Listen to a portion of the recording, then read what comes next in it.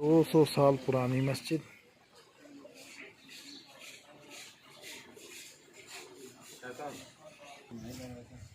ऊपर वाला वही चीज़ें दोबारा जोड़ के नया बना था।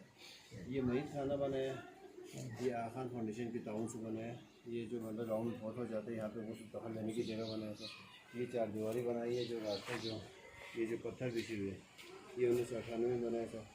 2005 में इसके बाद मतलब पूरे गिलगित बल्तिस्तान के पहले और पुराना मस्जिद है।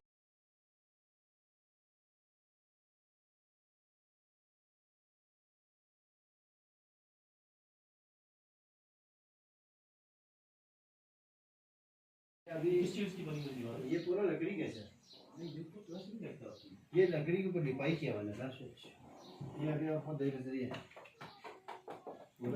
कितने 100 साल पुरानी है जी ये मस्जिद? 661 साल बन जाते सर।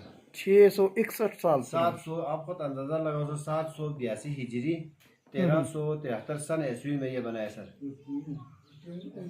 सही। इत्तिकाफ के लिए नहीं ये खवातीन के लिए अलग पर्दे कहते हैं। अच्छा अच्छा अच्छा। ये नीचे फर्श भी लकड़ी का है। ये नीचे से खाली है जगह? नहीं रखना है जब लोग आई ना तो रखना है। इधर बैठा है बैठा है ये तो या चल अब हमने कभी आपको